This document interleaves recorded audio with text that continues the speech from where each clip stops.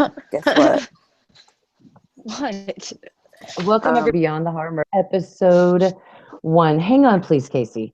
It is actually episode 1, and welcome everybody. Actually, watching Murder House, especially any of the episodes, don't watch these live streams. And together, today we have obviously the amazing Maisie. Hello. Maisie. Well, Maisie's the one in the middle. See. I said hello. Well, they're all silent today, I guess. So, guys, for being here, appreciate it. And tonight we are going to obviously discuss episode 1 of season 1 of American Horror Story. So you all better have watched it.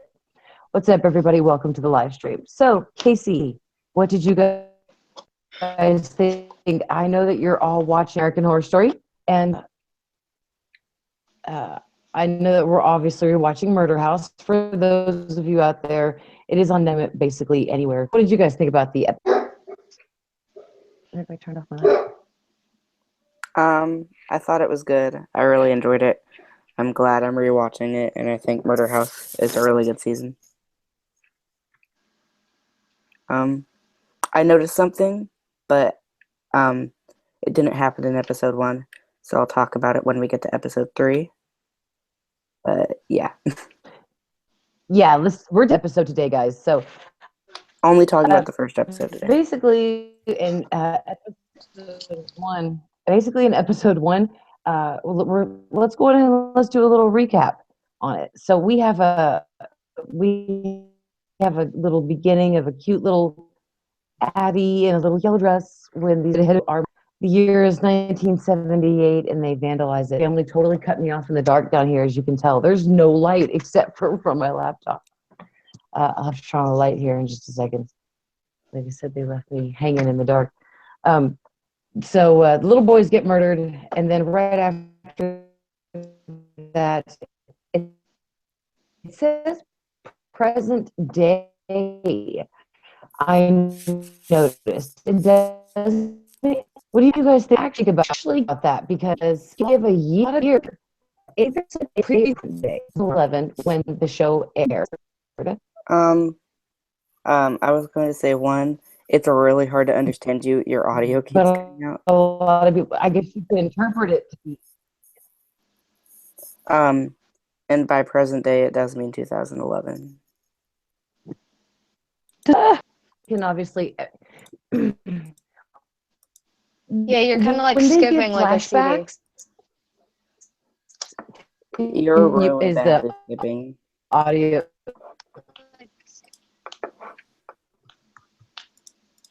With it, I don't know if I bet you 1,000,000% it's my laptop. Probably. Because these are brand new headphones. Oh no, it's not your headphones. It's like your connection or something. Yeah, I think Definitely. Oh my god, dude! It might be your connection. Okay, did anybody just see my light? Everything just turned on down here. Like I said, my family left me in the dark. There's nobody well, down you're not here. skipping anymore. And yeah, it's weird. And like now, like my lights turned on. Everything is okay. I'm so sorry.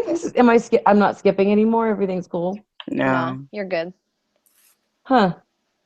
Okay. That's odd. Sorry about that, guys. I guess that truly is my little haunted murder house over here. Huh. Okay, so we were discussing that present day definitely meant 2011. Thank you so much, Casey. Maisie, do you definitely feel that that's what it was trying to interpret as? I was gonna say that. I think the reason they say present day is because at the time they don't know if they're going to get a season 2, so it makes sense for them to write present day, not 2011, because I think it confuses a fewer amount of people if they just write present day, like when it first aired, instead of writing 2011. Although I feel like in the long run, it might have been smarter to write 2011. I feel like writing 2011 would have made it confusing-ish. And I feel like also, if you know that the show came out in 2011, it makes more sense to write present day. Because then you're like, oh, it's present day 2011 when it first aired, I guess. Yeah, but they're just usually so specific whenever they, flashbacks and words and stuff like that. They're very specific with dates and letting us know what the day is or what year it is at least. So I just wonder why specifically then and no other time, did they have they done this? So well, like in a hotel when it flashes back and then says present day, it says present day, not 2015.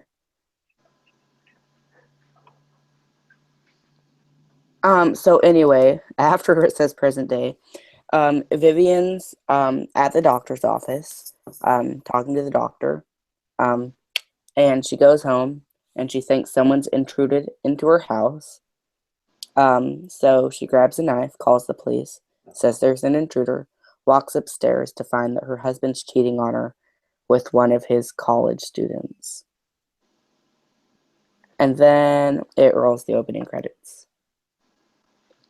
No, she slices him on the arm. Well, yeah, she doesn't. Well, she doesn't mean to. It was a complete accident. No, I think she meant to. Like, she for sure 100% meant to. No, he grabbed her arm and spun her around to talk to her, and when he did, she had it in her arm and cut him by accident. I thought it was an accident. Am I misinterpreting it? I'm positive that she did it on purpose because, like, I didn't think it was like mentally on purpose, but I also don't think it was an accident. I think she was so enraged she wasn't thinking what she was doing, and it was it wasn't an accident in a sense, but it wasn't like on purpose. Like, oh, I'm gonna slice them up into pieces. Da da da. I agree with Maisie. I think all the rage inside of her just made her do it. I think that makes the most sense. That's kind of funny when you think about it, when you think about how Vivian reacted to finding her husband actually cheating as opposed to when Shelby found her husband cheating. And also, I think it's kind of supposed to parallel when I think it's also kind of supposed to parallel when Constance finds out her husband is cheating. I think it's supposed to kind of. Well, wasn't it the other way around?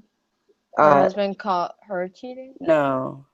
Isn't that what Tate says? He says, no, my dad left me with a cocksucker. Yes, but no. She killed her husband because he was cheating on her with the maid. Oh, yeah. So anyways, it rolls the credits, and then we see Violet, Vivian, and Ben driving to California to go look at a house, obviously the murder house. And they get there, and they meet with Marcy, and they look around the house, and then they find out that the past residents, one of them got murdered, and one of them committed suicide. And Violet says, we'll take it.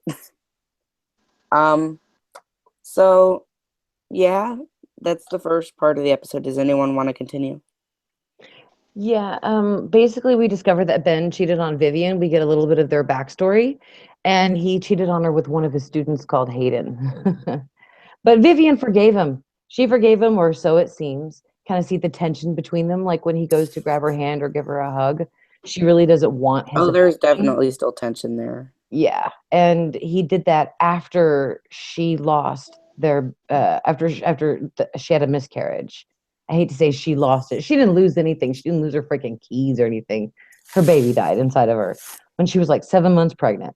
Anyway, so we find out on like the first night that Ben is a naked sleepwalker. I mean, I did not need to see that. I'm sure some of you did. That's okay. But we did find out that Ben was a naked sleepwalker. And I don't think it's that. I think it's kind of the house controlling him and telling him to do that.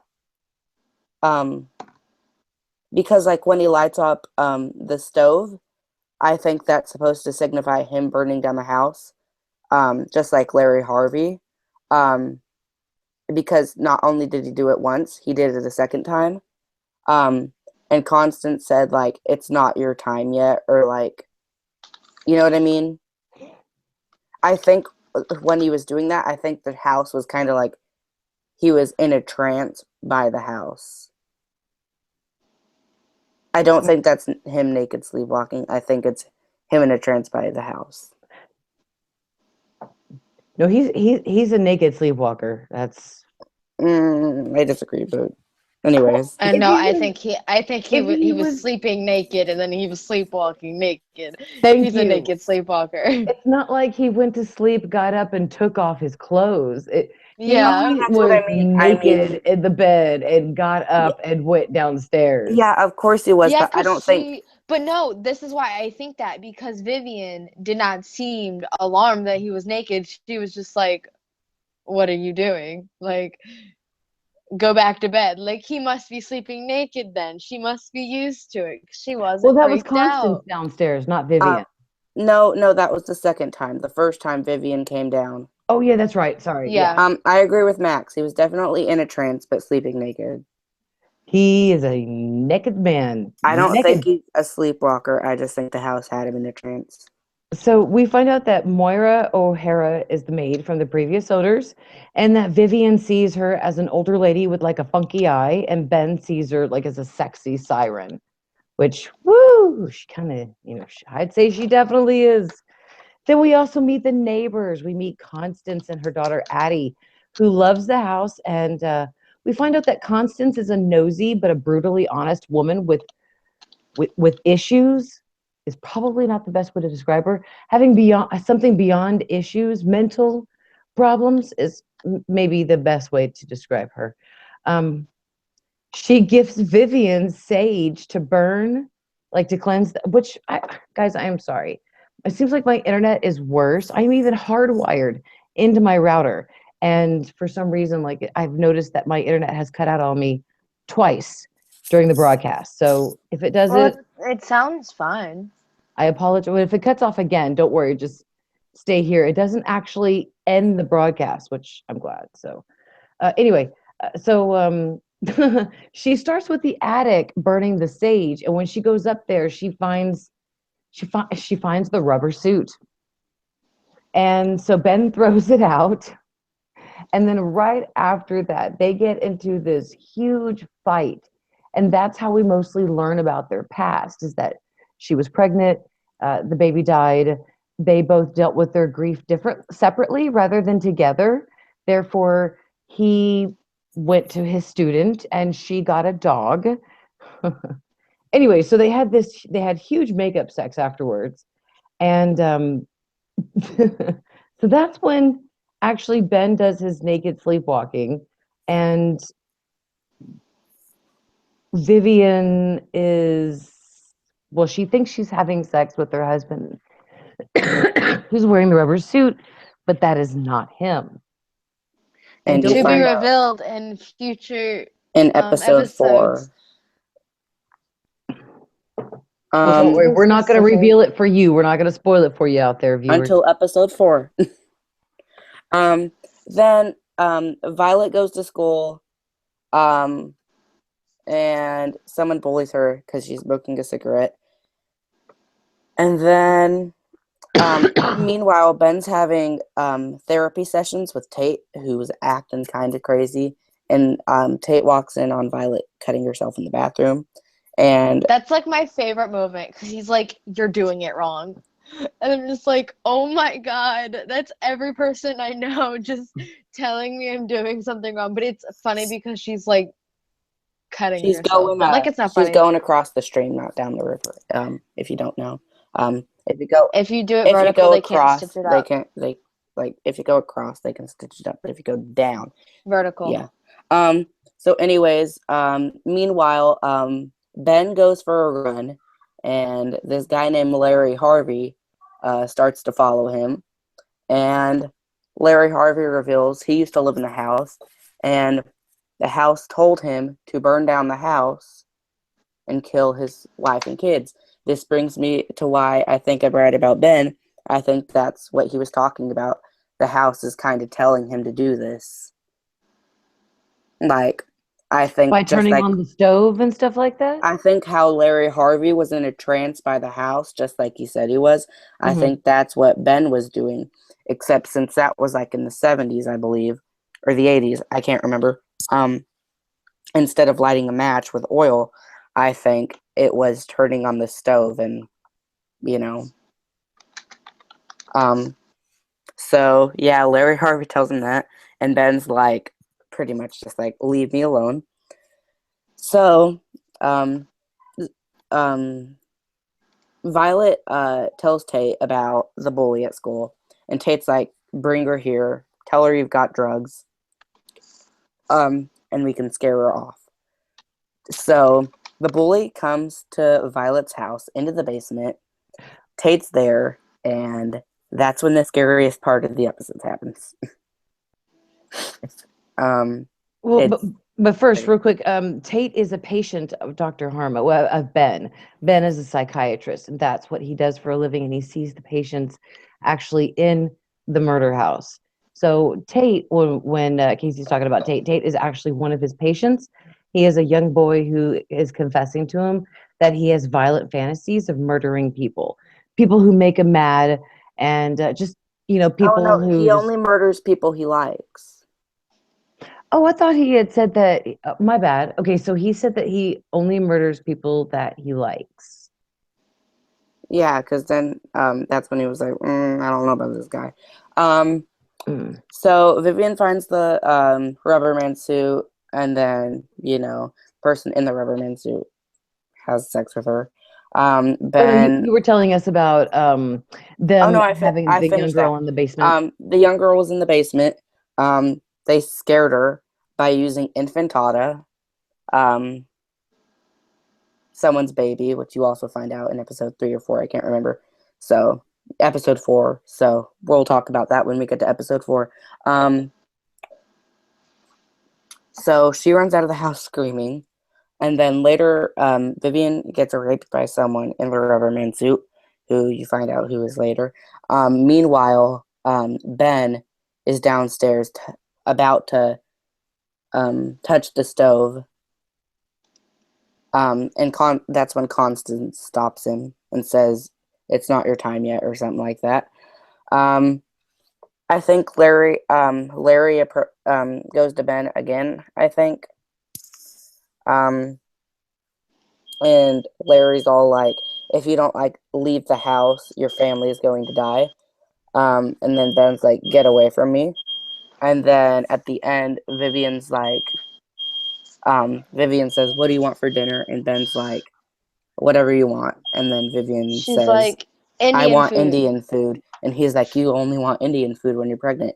And then she smiles. And then he's like, and then it's over. So that's the description of the first episode. Only took you 20 minutes. I'm sorry. Did you not enjoy my description? Hey, big sister has to hassle little brother, okay? Big Rotara said, "What was the meaning of 'It's not your time yet'? Was something bad about to happen and Constance saved him?" I think what that means is just like Larry Harvey. The house. She did say enjoying the house. She said enjoy the house. Yeah, she did say that. I remember now. I think Larry Harvey, when he burnt the house down, that was the house telling him to. The house was putting him in his trance, just like Ben. So I think what she means by "it's not your time yet" was it's not it's not time for him to burn down the house yet, and she wants him to stay at the house longer instead of just burning it down as soon as he gets there. Yeah. And I think the big takeaway from the house exactly is it can drive people crazy. And I think that's kind of the sole purpose of the house. Amelia, I know that's true, but they say that in a later episode. And we're only talking about the first episode. So that's spoilers. But at this point in the episode, we don't know about that, so we can't talk about that. So yeah. I was wondering, what did you think about the whole scene where they're in the basement with Infantata and Tate and the girl who wants the drugs? Maisie? Huh? Sorry.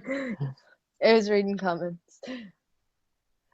What did you say? I thought we were talking about Infantata, what we thought about the scene down there where Tate and Violet scared Leah. I don't like that thing. I hate that thing. That's like the entire reason. Like, I hated season 1 for the longest time. It's like it's ugly. Like, it's not fun to stare at. Infantata. And I hate the whole part where like his nails are like this close to Violet's face. I'm like, that's so gross. Yeah. And now that poor girl's gonna have a scar on her face the rest of her life. And she's going to remember that big, I think she's going to, not be able, I don't know. I just remember that. I wouldn't be able to sleep. I just remember that girl, Leah, was so cute. She had these cute little teeth, this cute little face. Now she's not going to be so cute anymore. But I guess that's what happens when you screw with Violet, when she's knows Tate. So, yeah, Violet's a very dark young lady. That's probably something that we should discuss next, is probably the actual characters. I honestly got to say that I don't respect Ben, and I don't really like Vivian too much. Even though James March was a horrible, horrible man, and Sally wasn't the best woman, and Liz was a great character, they still had great characters. I mean, they still had something in them that made them lovable. And I don't see anything lovable about Ben and Vivian.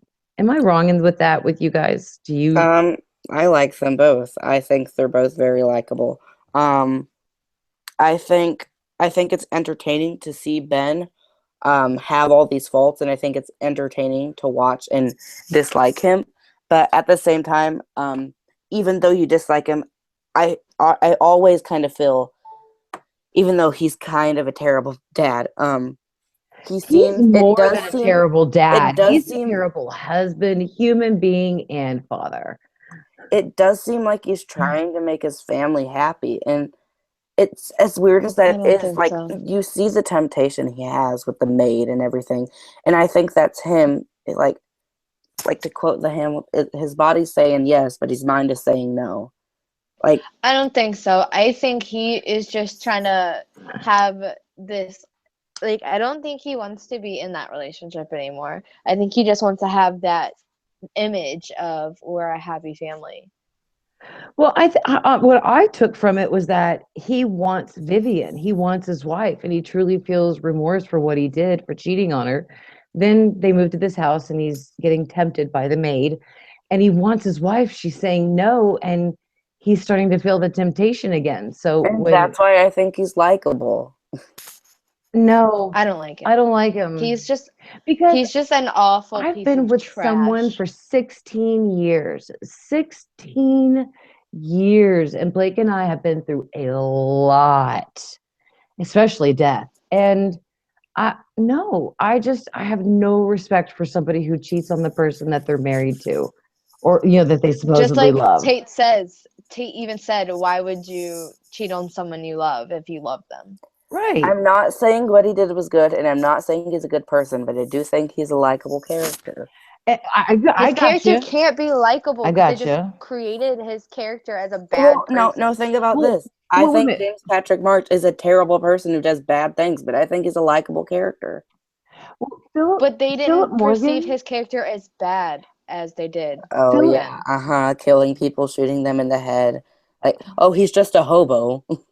Philip Morgan in the comments said that he feels bad for Ben, which in a way I agree. I do kind of feel bad for Ben because he's trying very hard to get his wife to love him again after he did this horrible, heinous thing that Oliver threats in about burying your feeling in some 22-year-old snatch. I mean, that was just hilarious. So yeah, thank you, Oliver. That is 100% the truth. Yeah, that's why I don't. So I understand why you feel that way, Casey, about Ben, and here's why I don't really like Vivian. Number one, if that were me, I wouldn't have taken my husband back at that point because I just, I know that especially in their bed. Right. Like in their own bed. In their bed. And then I even agree with you on that at that point, but still, I think Vivian's a likable character, no matter how stupid she is. She's a very stupid woman. Stuck in her own snooty rich world. She takes yoga lessons. She's got her little dog and her little clean, nice kitchen, her one child, and she's been cheated on. She's a scorned woman. Her baby died inside of her. Well, obviously, but the way that episode 1 makes her, it's that she's real snooty, that she plays the victim 100%. I mean, let me tell you something. I've had some really horrible things happen to me in my life that, could way scout over losing a child. However, I am not sitting here with my little dog with a corn cob stuck up my butt because I'm snooty about everything and everyone around me because I'm using that as an excuse to be fragile. I disagree. So, I think she is kind of supposed to be the victim. Her husband cheated on her baby. It sounds like that. It sounds like that Shane Dawson video, the Storytime video, where he's like, "My husband cheated on me. My baby died." She goes through so much just in the flashback. The same happened to her. Shelby had the same happen to her, and Shelby had much more strength than freaking Vivian. Except we're talking about Murder House, not Roanoke. Exactly. No, but like if you think about it, their characters are almost identical with what happened to them. Like they lost a baby. Shelby takes yoga, or Shelby is a yoga teacher, and Vivian takes yoga. And then they move. They move into a new house where murders have happened. And then their husband cheats on them, and then they die. Well, we can't. Yeah. Well, one, that's a spoiler, and two, we can't help the fact that Mr. Murphy was running out of ideas when writing Roanoke. No. Anyways, so I was thinking we could do like a review each individual character, kind of like we just did for Vivian and Ben, maybe. Yeah, we're going to do that definitely for each character. It's time that we got to talk about these characters. We got a lot. Sorry, stupid Cedar. I am so congested right now. We got introduced to a lot of characters. So I think it is very much, Casey, a great idea to discuss all the characters. Also, bam, intermission, 30 minutes through. So if you don't know, I announced the competition in my video I posted last night, technically Friday, whatever. Okay, so anyway, each episode we are going to announce the name of an American Horror Story character. Send them to me on Facebook Messenger or send them to the Instagram at Freaks of AHS. Okay, 12 characters, 1 character per episode. So each episode I'll say the name of a character. Just send it to me, Facebook Messenger. Freaks of AHS on Instagram. Okay, got it? Gotcha. Okay. The links for all that stuff, guys, is in the description if you need his Facebook information and all that stuff. So go into the description and it's all there for you. Sorry, Casey, I just had to let him know that. At the end of all 12 episodes, we will have been giving out 12 characters. By the way, there's Beyond the Horror Murder House. We will have given out 12 characters. And then maybe, Saturday after April 1st, I don't care what. Sometimes. Okay, how about this? On the weekly Sunday live stream over on Burnt Toast, after, that would be April 2nd. Is that okay? Yeah. We'll announce the winner of the competition. So all results need to be in by April 2nd. And then we'll announce the competition winner on Burnt Toast April 2nd on the weekly Sunday live stream. Okay, got it. And you guys have 2 days to claim your prize. And if you don't, we're going to do another live stream to pick a new winner with that winner excluded. So just in case you're curious. Sorry. So the winner will be winning American Horror Story Murder House on DVD, which is a pretty snazzy prize if you ask me. Dawn won American Horror Story Hotel on Blu-ray, so I'm pretty sure she loved it. I'm pretty sure she liked that prize. So without further ado, here's the first character. May I have a drum roll? Okay, the first character. Oh, and by the way, these 12 characters were chosen by Maisie, Mary, and we each chose 4 characters. Mary had seasons 1 and 6, Maisie did 2 and 3, and I did 4 and 5. So the first character chosen by Mary is Constance. Mary, do you want to talk about why you chose Constance as our first character real quickly? I loved her entrance whenever it really seemed like, Addie was such a great little girl. I don't understand how they can be mother and daughter because Addie is so sweet. But yeah, I just love how Constance made her entrance, and she wow. I mean, her first scene when she came to bring that sage to Vivian, well, right when they first moved in, I mean, it just summed her up. She was jumping from subject to subject, and she was nosy, and she was snippy, and she would throw little digs in at Vivian, and yeah, she was a firecracker in one conversation. Addie wanted to bake a pie, but she tends to spit in the cookie. Yeah, that's hilarious. So the first character this week is Constance, and it's Constance. It got me. Okay, next week we'll give away another character. You're with me. Gotcha. And to segue into that, here's what we think of Constance. Maisie, go. Constance? Yes. She is like... She's like my favorite character in the entire show because she just shows growth. Just curious, in season 1 or in... Season 1. Okay. Yeah. Because she just, like, her character shows growth throughout the entire season. Like, you're never seeing the same thing over and over again with her. Like, with Vivian, you're, like, saying, oh, I'm a housewife. We've already got to... I'm sad. On Instagram, curious.giorgio would like a shout out. So go follow him at curious.giorgio. So. Curious Giorgio. And koalas, we are reading the feed. If you're bored, my bad. There's somewhere else I'm sure that is probably doing something a lot more interesting than us, but we love it over here. All right. I agree with Amelia. Constance is such a horrible mother, but has so many iconic lines. We have to start doing the one-liner of the week award now because Jesus H Christ. I still don't know what H stands for. I really don't. That's what I asked Maisie the other day. Holy. I was like, Maisie, what does the H stand for in Jesus H Christ? Holy Jesus, Holy Christ. We had no idea. We were trying to figure that out. I didn't know that. I really didn't know that. Because I say it all the time, and I'm just like, I don't even know what the H stands for. And if we're going on with this one-liner of the week, I would like to nominate a one-liner. Okay. What Vivian says to Ben about I don't know if I want to say it. What do you mean? Someone commented it about 22-year-old. Yeah. Being buried in a 22-year-old. Yes. Yeah. Yes. I nominate Vivian. Ooh, that was a great one-liner. That's a pretty good one. Here, let me go make a card that says it. Ooh, yeah, and then we'll release one a week. Okay, I'll start making the card. So what did you guys think about Violet? I mean, I kind of liked her, but she, with these characters this season, I mean, I do like her. Your audio's cracking up again. It's not for me. Oh. Okay. Oh, I was about to say the internet might go again here in just a minute if that happens. I saw, by the way, Omar had a really great idea. Omar said that he had a theory that Rhett Snow, the Uber driver in Roanoke, is the one that we're going to talk about in regards to reckless driving in a future episode.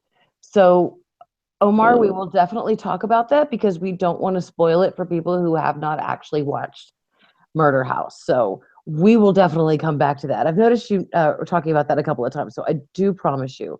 I thought he was definitely going to say the theory that he's related to Myrtle Snow, but it's changing it up. I see. Yeah. So I thought that Violet was. I mean, I see kids out there that have alcoholic and abusive parents or have no parents. And then I see this little white girl who has money and has both of her parents They might have some mental problems, but she's in a safe neighborhood with food and she cuts herself for reasons. She seems a little too whiny for me. And I'm so sorry. I know a lot of you out there love Violet. I totally understand why you do. And I'm sure I'll fall in love with her again later on in the season. But I can't take her character again. She is annoying the crap out of me. She has so many opportunities, money. She has food in her fridge and 2 parents that are alive, living in the same house, trying to work things out. Nobody does drug, is alcoholic, or in prison. And she cuts herself because she thinks her life is horrible. I'm sorry, but that girl has no freaking clue what horrible is. And then the fans romanticize her character, like including like the whole she cuts herself. They romanticize her and Tate because Tate was like telling her not to do it or whatever. You can't romanticize something like that. When someone does that to themselves, they need to seek help. Yeah. And it's not even like he wasn't telling her not to do it. He was telling her the correct way to do it. Exactly. And they romanticize that. And I'm just like, you can't romanticize mental health. I can't believe I'm saying this, but I actually agree with you 100%, Mary. I don't think Violet's a very likable character. I think she's whiny and I think she's annoying, and I don't think. What? Wait, you agree with me? I know. Did you just crazy, right? Did hell fucking freeze over? I mean, did you just agree with me? Like, I think Violet's annoying and whiny, and I don't like her character. Thank you. Thank you. But that's like a very unpopular opinion, and I don't understand. Because people fell in love with her and Tate as an idea, and so her character got boosted up so high. I do enjoy her character much more when she's with Tate. I'm not one of those people that's obsessed with Tate or anything. I don't think he's that amazing of a character, but I do think he's my least favorite Evan Peters character of all the seasons. Yeah. I don't know if this makes sense to anyone, but Violet alone, not a huge fan. Tate alone, not a huge fan. But together, I kind of like the chemistry. I like the chemistry they have together. Like, even though I'm not a fan of their relationship, I think they're entertaining to watch together. You know how I feel about Evan's relationships in the shows with her. With Taissa. Yeah. Everyone knows how I feel about the 2 seasons they were together. I get upset because every time we freaking see her, she's with Evan. And finally, season 6, we didn't see her with Evan. I mean, 1 out of 3 ain't bad. Well, Oliver Thredson, which is nice to have you again, Oliver, says that Violet is so cliche, typical wrist-cutting hipster emo teenager. Figures. Accurate. That was awesome. I just love that comment. Violet is just, I don't really, like, also, I can't believe I'm saying this, but I almost agreed with the bully. I think it is kind of rude of her just to bring a cigarette to the school and start smoking it and then throw it on the ground. She's freaking like 16, number one. Oh, dear God, people, please do not be smoking those nasty, disgusting freaking cigarettes. And especially at that age, dear God, someone please in 9th don't. grade smokes them. Are you serious, Casey? I'm not kidding. With her senior boyfriend. Oh God, don't even dare people. Oh. Sounds like my entire school. Let me just go away now. Oh my God, that's like after school specials we used to have like all the time in the 80s.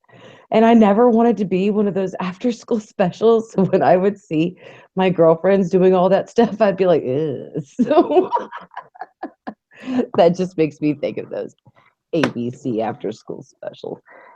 Anyway, so but I agree with you, Casey, when you say Violet and Tate together, is pretty good. And when they're separate, they're just annoying as hell. So they're whiny, annoying as hell people. So, yeah. And let's see, who haven't we talked about yet? Addie? Adeline? Yeah, I was actually gonna talk about Tate first himself because sure. Did I skip him? Yeah, I wanted to segue through the characters. My bad. Okay, I'm so sorry. Let's talk about Tate then next. Tate is adorable, number one. He was sitting there when he was talking to Ben the first time. He reminded me so much of James March's character when he was talking about how the world is a horrible place. Like how Maisie was saying that his mom is a sucker, and that that the people are horrible, they do horrible things, and the world is a horrible place. It just really reminded me, it was so indicative of James March's character because he kind of had the same outlook. Conspiracy theory. James Patrick March is Tate's dad. No, that's not even. Hey, it's not true. It's possible. But I made a video about it. I would love to watch that. In the second meeting they had where they were talking about if Tate took his pills and he kept getting up from chair to chair and sitting in each chair while he was talking was the most adorable thing ever. Like, I don't know why. I just thought that was so cute. And then he sits in the rocking chair and he's just sitting there and he talks about how he didn't want to take the pills because he didn't want his dick to work. He wanted his dick to work, so he didn't take the pills. I know, but that was hilarious. I was like, every person I know. What's up, Chase Dyer? What's up, koalas? Hold on real quick, Casey. I'm so sorry. Darn it went right up. Hi, Felicity. Hello, Alyssa Cook. Hello, Big Red Tower. Hello, everybody out there that is joining us. We really appreciate you all here. I'm sorry, Casey.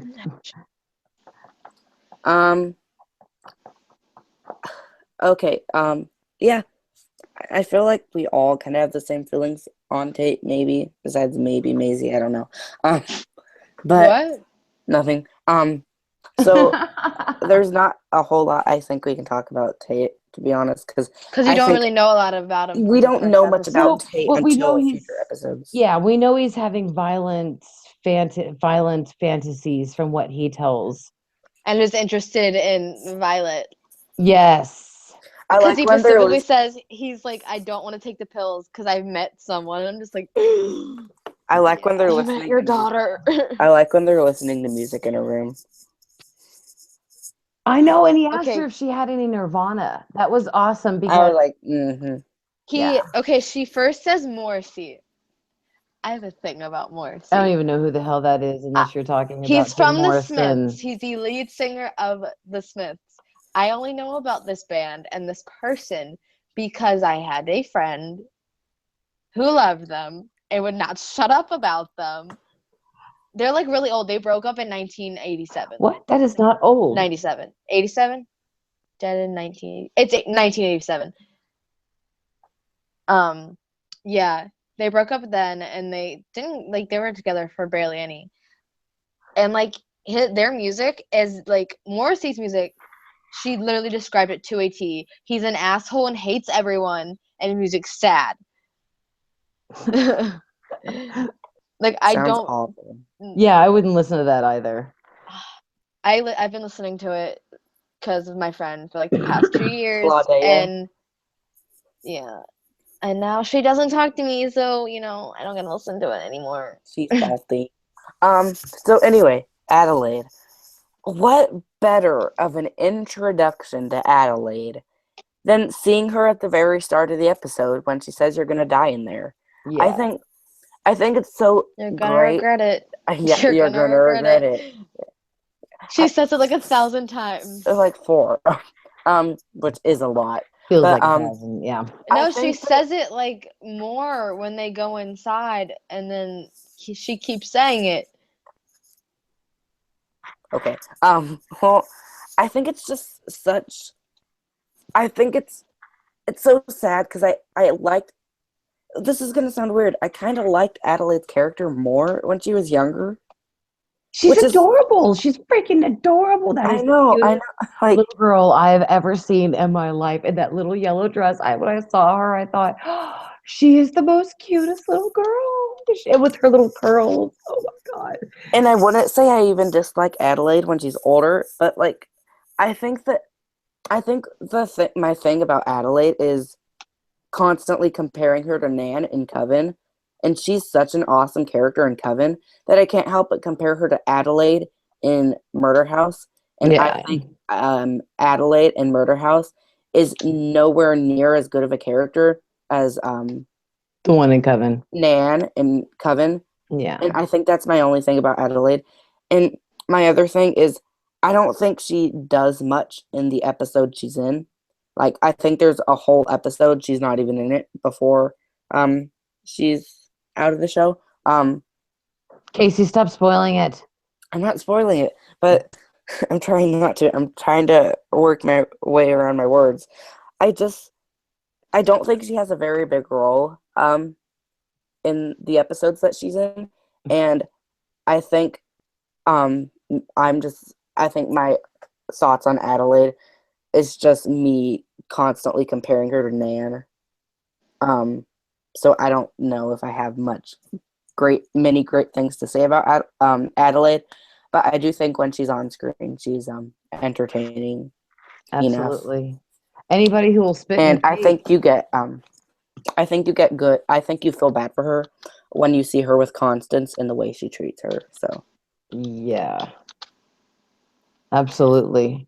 But like, I think my only thing I do dislike about Adelaide is I understand she has a disability, and I kind of hate to say it, but I just get annoyed when she breaks into their house. Like, it's like, I know it's such a stupid thing to say, but it's just every time she breaks into their house, I'm always like, oh yeah, she's back. Like, I feel so like, oh, why are you here again? Oh yeah, you're supposed to be watching Dora. Like, I don't know. I don't think, I wouldn't say she has this. She just has an extra chromosome. So I mean, there's really nothing debilitating about that. But No, she has Down syndrome. I don't mean it like she has a disability. I just mean she I has get what Down you're syndrome. saying. I get what you're saying. And I just want to say real quick, Ernesto Estrada, I am not sick. I have the cedar is really popping in Texas, and I am horribly allergic to it.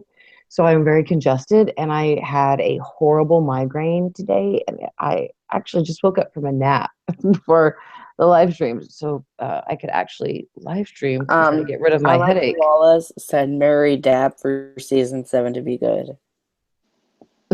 Koala said what? Dab for season 7 to be good. You gonna do that?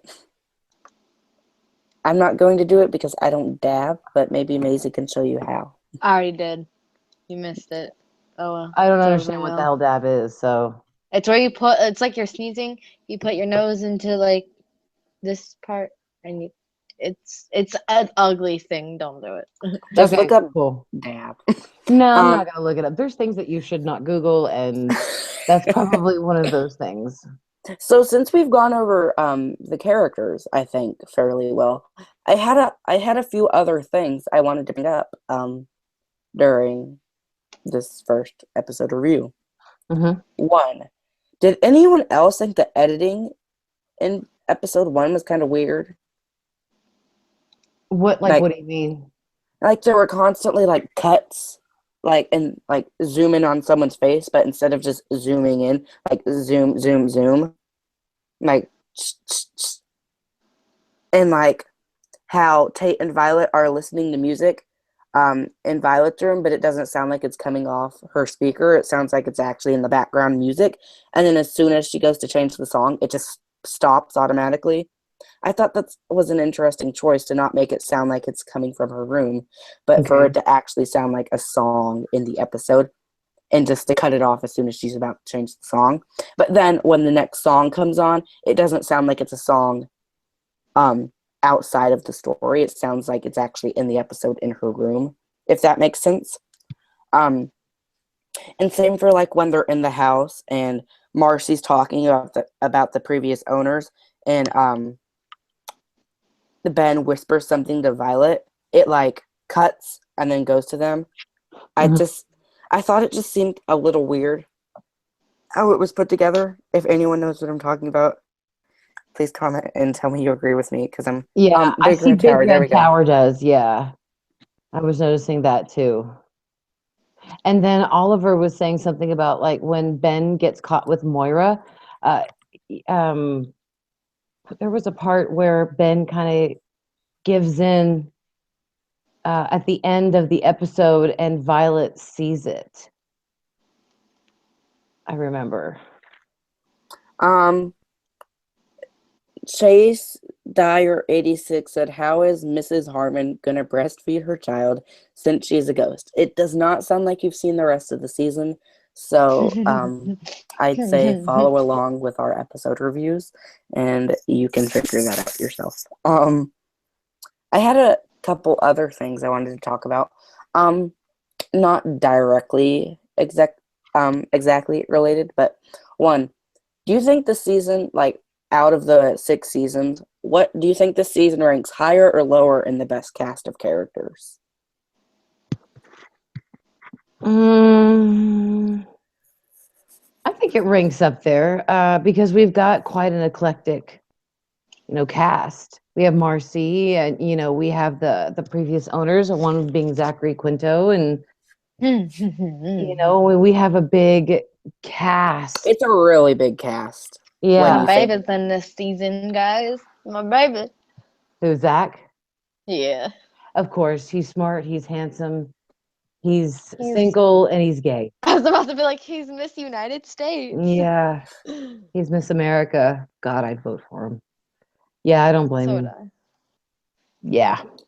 It's kind of my least favorite cast of characters because when I think, it's not that they're bad at all. It's just that when I think of the other characters, Asylum has such a good cast of characters. Coven has such a good cast of characters. Freak Show's characters are amazing.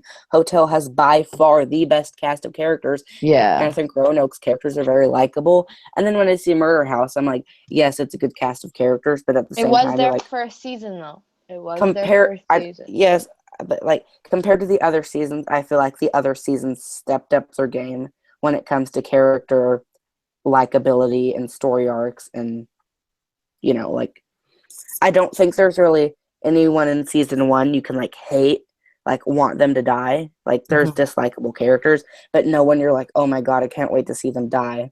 Like Lily Rabe in season 2, and like the Voodoo Queen in season 3. So you know what I mean?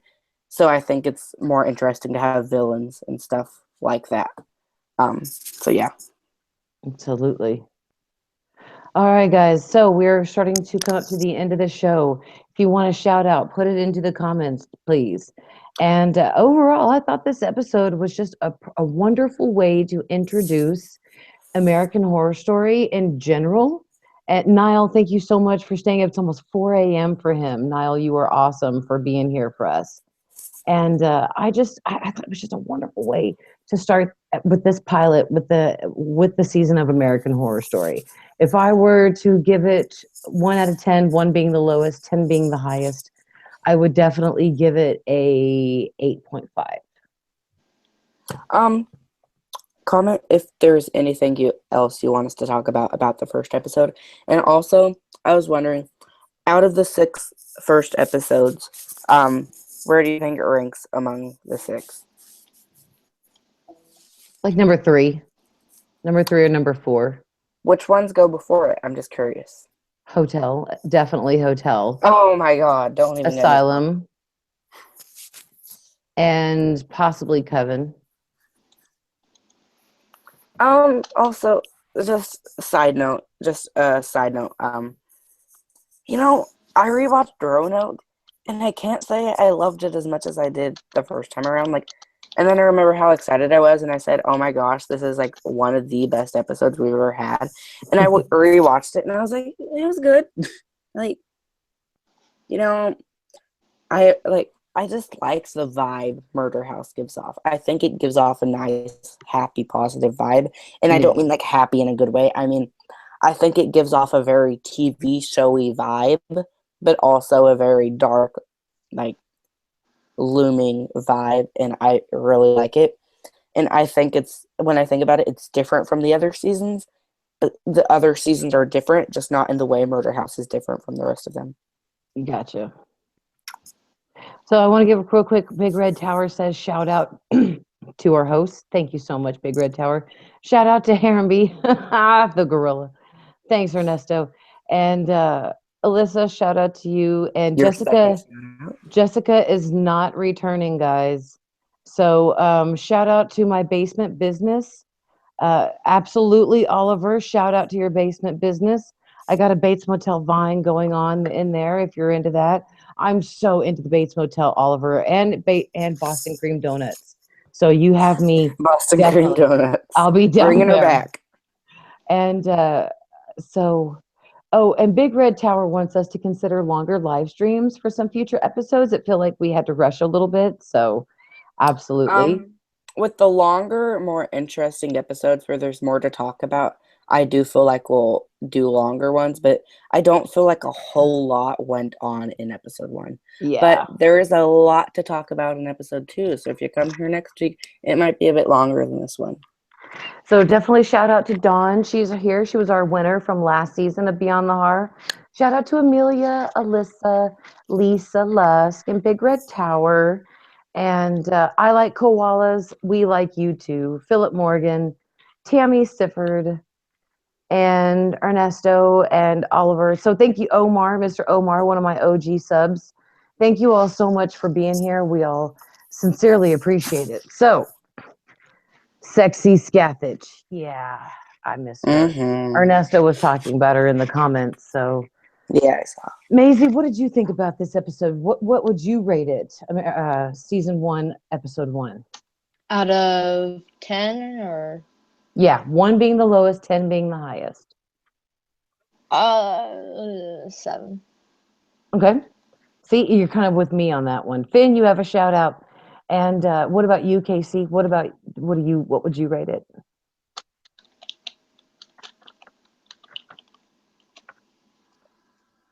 Casey?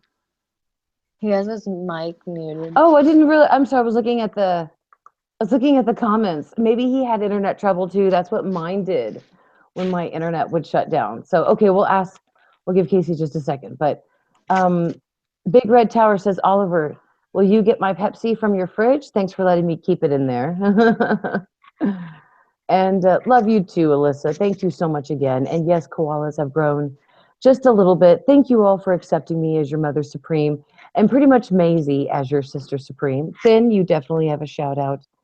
And you guys are all amazing. We're going to be back next Friday at 9 p.m. Central Standard Time to talk about episode 2 of Murder House, to also give you guys the next character name to keep track of, so that way you can win a free copy of Murder House.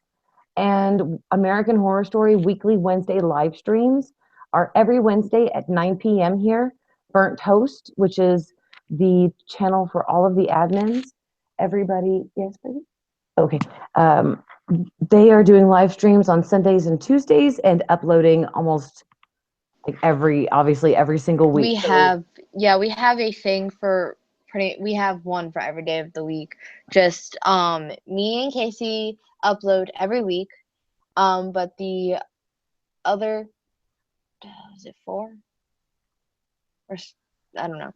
Other members upload on their day, either bi-weekly or at least twice a month. So you'll see 2 videos a month at least from the other members, but you'll see 4 or more from your Casey. Yeah, that is true. There's Casey again. So definitely go subscribe to Burnt Toast, guys. We really appreciate it. They do live streams. We do live streams here. And if you need American Horror Story Season 7 news, we've got you covered on both realms. Thank you again so much. Absolutely. On the Burnt Toast realm and the MaryGirl Moody realm. Thank you all so much for watching and for being here. We have a Casey down, says Big Red Tower. But Chase Dyer 86, no, Jessica is not returning. She is starting in Feud. So thank you guys so much. Amelia, I did get your email. I'm sorry, guys. I will make sure I take care of you. So thank you all so much again. Is Casey brother or father supreme? No, he's not father supreme because I'm mother supreme. So Casey's brother supreme, okay? Brother supreme, Maisie is sister supreme, okay? You guys are awesome. So much love to all of you. Thank you for being here and watching. Thank you so much to Casey and to Maisie for being here and for discussing the show with me, because it would look obviously odd if I just discussed it by myself. I'd be like, and what did you think? Mm-hmm. What did you think? I mean, don't get me wrong. I'm charming even when I'm trying to pretend to be myself, even in the second realm. So, but I don't think it would be very sane to do that.